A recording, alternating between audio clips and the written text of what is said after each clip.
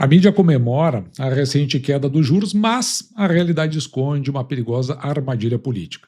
O governo, ele drena o setor produtivo e arma uma verdadeira bomba relógio fiscal. No vídeo de hoje, nós vamos revelar o que realmente ameaça o patrimônio do investidor. A base da nossa discussão de hoje parte de uma publicação no X do Adolfo Saxida.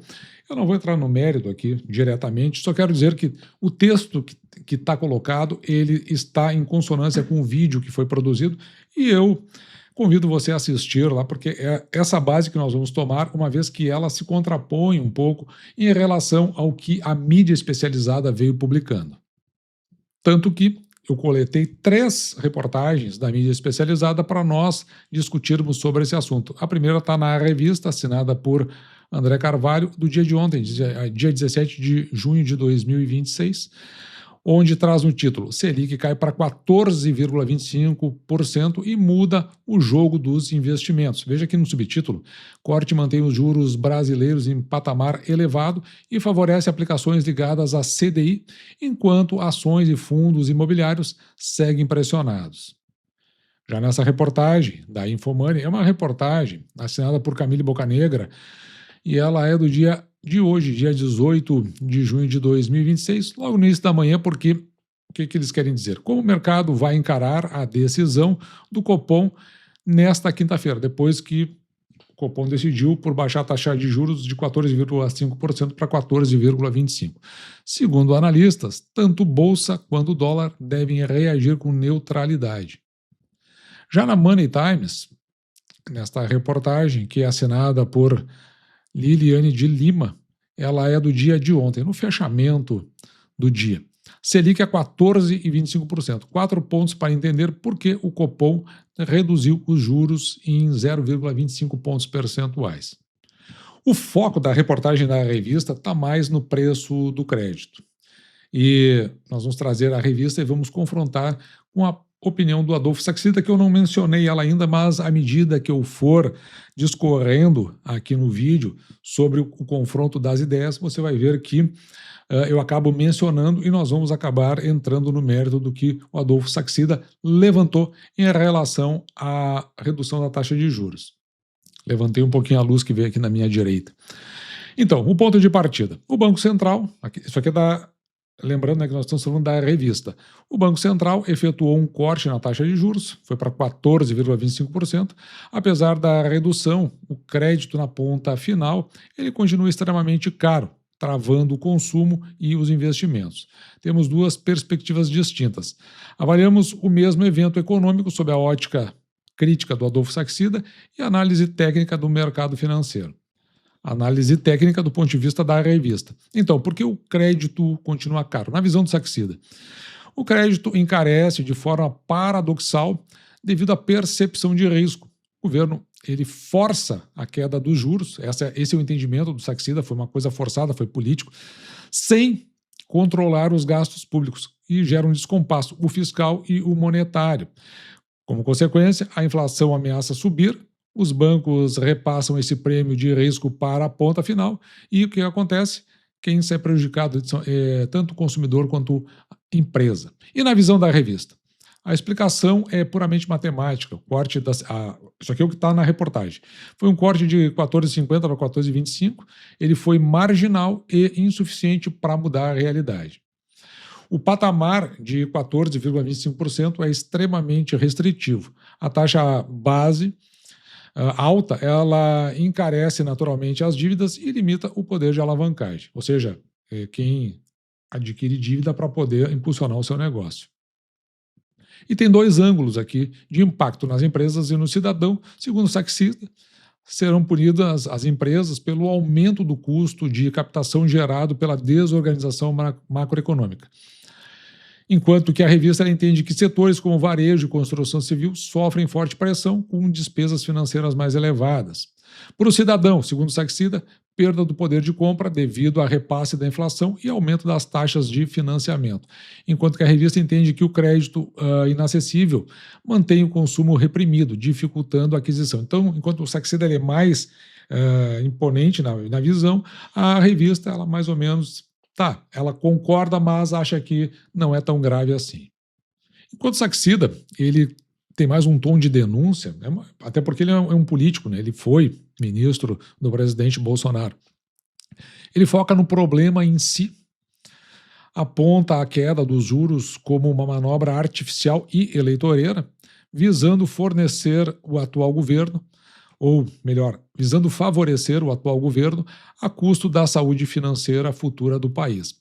Já a revista ela enxerga por um ponto de vista mais pragmático, aceita o cenário imposto e foca na adaptação. Por isso que eles vão recomendar portfólios em renda fixa, CDB, IPCA+, e alerta para os riscos da volatilidade na Bolsa de Valores e também nos fundos de investimentos imobiliários.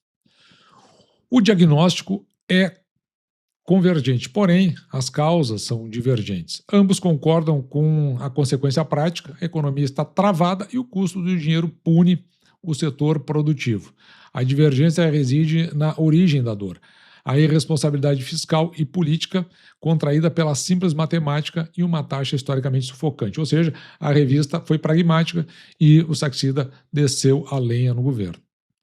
Quando a gente coloca em contraposição a posição do Saxida com a notícia da Infomoney, do ponto de vista da reação do mercado, o Saxida ele prevê turbulência, vê corte como uma manobra artificial que será punida pelo mercado com aversão ao risco e fuga de capital, olhando para o mercado. E o que a Infomoney traz? Ela constata a neutralidade. O corte de 0,25 pontos percentuais já estava amplamente precificado. Especialistas projetam estabilidade para a Bolsa e o dólar no curto prazo.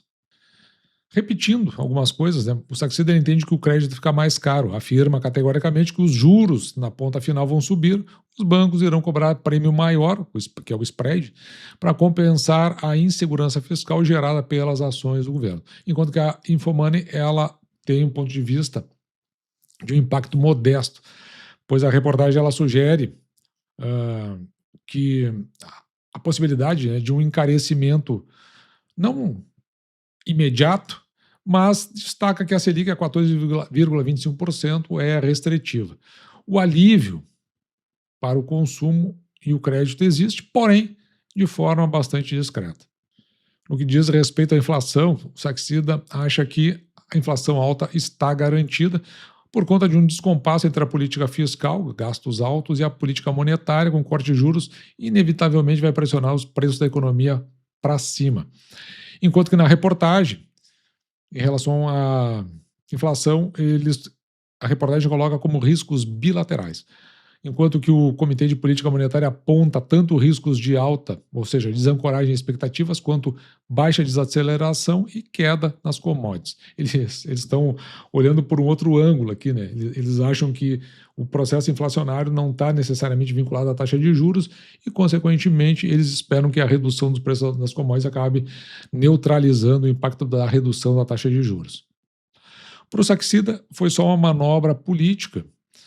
Ele acusa o governo e o Banco Central de forçarem queda nos juros exclusivamente para criar cenário eleitoralmente favorável, visando o processo eleitoral agora do final do ano. Já a Infomoney, ela tem a visão que isso foi só um ajuste técnico que traduz a decisão de como o movimento monetário técnico e brando, pautado pela manutenção da cautela, são dados domésticos e postura do Federal Reserve, que é parecida. No final das contas, enquanto o Saxida ele soa o alarme para um erro político e macroeconômico que vai acabar punindo o cidadão e o mercado financeiro, a Infomoney ela absorve o evento como um ajuste técnico já esperado, sem sinalizar pânico imediato na bolsa ou no dólar. E por fim, vamos dar uma olhada no confronto com a posição da Money Times. Para o Saxida, ele avalia que o corte de juros soou mais como uma canetada artificial e irresponsável do governo, mais ou menos o que a gente já disse anteriormente, visando estimular a economia para fins puramente eleitoreiros. Na Money Time, ela entende o seguinte, que essa redução demonstra que a decisão foi estritamente técnica e unânime entre os diretores do Banco Central. O corte de 0,25 pontos percentuais já era esperado, com quase 80% de chance de já estar precificado no mercado. De novo, né? Então o Saxida, ele argumenta na linha do descontrole quando olha para a questão do risco fiscal e a questão do risco econômico. Ele argumenta que o Banco Central está ignorando os gastos excessivos do governo. Essa política fiscal frouxa, combinada com juros em queda, gerará inflação e forçará o encarecimento do crédito futuro. Para a Money Times, coloca em compasso de monitoramento. A reportagem revela que o Banco Central não ignorou o risco fiscal. O Copom monitora ativamente esses impactos e justifica a manutenção da cautela. A taxa de 14,25% ainda é considerada dentro de um patamar contracionista, ou seja, ela induz a um freio econômico e continua segurando a elevação da inflação. Do ponto de vista do Saxida, quanto à motivação principal, ele entende o seguinte, que a ideia aqui foi forçar o aquecimento econômico artificialmente, enquanto que a Money Times, ela entende que foi um ajuste milimétrico fundamentado em dados, principalmente ali os dados de inflação do Boletim Focus. Com relação ao cenário externo, o Saxida ele entende que o foco exclusivamente na dinâmica interna, governo versus o Banco Central, enquanto que a Money Times, ela coloca que o cenário externo tem peso alto, a volatilidade global e o conflito no Oriente Médio, eles pesaram bastante nas decisões. Com relação ao futuro da Selic, a inflação alta forçará os bancos a subirem os juros lá na ponta, isso segundo o Saxida. Para a Money Times, retirada do guidance, ou seja, o guidance é o guia de controle, isso aqui pelo próprio BC, não garante novos cortes se a inflação persistir, podendo ficar dentro desse patamar dos 14,25%. A reportagem, com relação à retirada do guidance, ou seja, a orientação, ela entende que foi a reportagem da Money Times entende que foi uma cautela do Banco Central. Ela destaca um ponto crucial. O Copom retirou do seu comunicado, a promessa de sequência de ciclos de corte. Isso demonstra que a instituição fará os próximos passos à luz de novas informações. O ponto de contraste, enquanto que o Saxida ele acusa uma cegueira institucional para beneficiar o governo, a análise da Money Times ela revela, na contrapartida, um Banco Central que sabe as dificuldades, ou seja, expectativas desancoradas, e opta por recuar suas garantias futuras ao mercado. No final das contas, para o Saxida, o movimento é um erro deliberado e político que vai punir o setor produtivo. Para a reportagem, trata-se de um ajuste técnico e cauteloso, orquestrado por um Banco Central ciente de adversidades fiscais domésticas e da instabilidade global. E depois de tudo isso, eu tenho aqui a leitura do canal, que é independente, não estou nem vinculado ao governo, nem à oposição, e também não sou partidário das reportagens. Tem coisas aqui que a gente precisa entender que eu acho que talvez seja mais relevante para as nossas tomadas de decisão. O fato de não ser oposição não significa que eu sou partidário desse governo, muito pelo contrário, não concordo em quase nada com o que esse governo faz e acho que é um governo ilegítimo do Brasil. Mas voltando aqui para a questão, o filtro da informação. Mídia institucional. Isso aqui, para mim, é um fator altamente relevante em tudo. Quer ver uma coisa? Veículos como o Infomoney, que pertence à XP, a Money Times, que pertence ao BTG. O que acontece? Eles possuem fortes laços com grandes bancos e, consequentemente, fortes laços com o governo. É necessário que a gente tenha um distanciamento crítico para não confundir a visão do banco com a realidade inquestionável dos fatos. Então, eles estão colocando as notícias, que elas são balizadas pelos seus editoriais, de forma que elas dificilmente vão desfavorecer o interesse desses bancos. Por isso que eu, pelo menos, olho com bastante distanciamento o que vem dessas mídias. Já a revista, ela é uma mídia genérica. Ela tende a ecoar o consenso do mercado de forma superficial. E quase sempre é assim, e nós podemos notar porque a gente traz muita informação da revista. É sempre na linha da superficialidade e no canal a gente tende a aprofundar mais para justamente dissecar o conteúdo que está ali. Ela serve mais como vitrine para as recomendações comuns do que para aprofundamentos das causas reais. Então tem que ter atenção quando se olha para mídias como a revista. E a oposição política, que é o caso do Saxida. Eles, os críticos, como o Saxida, eles acabam por acertar ao apontar o travamento da economia, mas eles carregam um viés inevitável de oposição política ao atual governo. É preciso, então, a gente filtrar o tom da denúncia. E quanto à decisão técnica do Banco Central, 100% concordando com a decisão técnica, teve uma unanimidade alinhada. No entanto, o fato da decisão ser unânime não atesta a sua qualidade técnica. Não tem nada a ver, tanto que está aí o caso do Banco Master e muitos ali do próprio Banco Central decidiram coisas bem estranhas. Trata-se de um alinhamento político, visto que os diretores atuais eles refletem as indicações do grupo que está no poder. Todos eles foram indicados pelo atual governo. Eles ignoram a inflação. Por que a gente sabe que eles ignoram? Bom, é simples, né? A inflação, ela está em metas. Ela tem uma meta central, que é de 3%, e ela tem uma variação para baixo e para cima. Para baixo seria na ordem de 4,5%, se eu não estou enganado. E se você olhar o Boletim Focus, ele já está colocando para o final do ano acima do teto da inflação. Ou seja, eles simplesmente ignoraram a inflação. E o Copom, ele existe exatamente para fazer as balizas da inflação. Então, se eles, que têm essa responsabilidade, não estão olhando para isso, qual é o sentido de que essa decisão teve realmente caráter técnico quando o balizador da inflação é justamente a taxa de juros?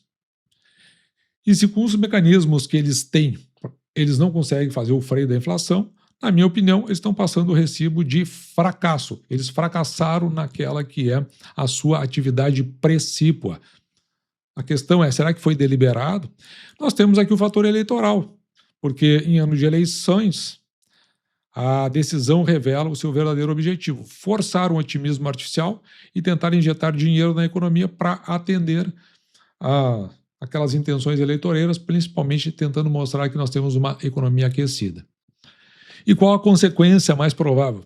Que, no final das contas, acaba sendo varrido para baixo do tapete. Do ponto de vista da economia e mercado, nós estamos diante de um processo que encaminha para a estagflação, ou seja, uma economia que não se desenvolve com crescimento inflacionário. Vai doer no bolso do cidadão. No setor bancário, o que a gente tende a ver? Na verdade, altas taxas de inadimplência e o arrefecimento da concessão de crédito. Aliás, no vídeo que vai aparecer aqui no final, tanto de BB Seguridade e Caixa Seguridade, quando a gente olha para o prestamista, já está revelando exatamente essa condição. E para os cidadãos e para as empresas? Bom, perda do poder de compra e crédito inacessível que vão travar a capacidade de consumo e, consequentemente, o desenvolvimento produtivo. Já houve perguntas aqui no canal o que eu acho do IPCA mais 8%. Né? Eu não sei se eu teria na carteira ou se o que eu acho que vai acontecer para a economia. Mas aqui eu já falei se eu teria ou não na carteira e aqui eu estou mostrando agora o que eu acho que acontece no ponto de vista de economia. Nesse caso, o governo piora ativamente a situação ao emitir títulos de dívida atrelados à inflação, oferecendo taxas de juros exorbitantes, chegando a ultrapassar o IPCA mais 8%. Essa taxa ela drena os recursos do mercado. O capital, que deveria financiar as empresas do setor produtivo, é absorvido para financiar a máquina pública. E a conta no pós-eleição. O governo ele capta dinheiro caro para distribuir com foco eleitoral e isso encarece a vida da população e deixa uma conta de dificílima administração para o futuro. Ou seja, foi, a meu ver, assim, uma péssima notícia para o mercado. Eu imaginava que pelo menos o Copom ia manter no mesmo patamar que estava, os 14,5%. Deu uma reduzidinha, mais ou menos, para fazer uma sinalização para o mercado. A meu ver, também tentar, de certa forma, fazer um sinal para o governo. A conta disso vai vir no futuro por conta de tudo que eu expliquei aqui. Não me pareceu boa coisa. O Brasil continua com a segunda maior taxa de juros do mundo, mesmo não tendo pandemia e não tendo guerra. Então, é uma condução bastante estranha do nosso processo econômico e a conta virá no momento que talvez a gente pense que seria de melhorias. Temos aí um futuro bem difícil pela frente. E dito isso, eu vou ficando por aqui, espero que você tenha gostado. Me despeço de você, desejando que você fique com Deus e deixando, como sempre, o meu grande abraço.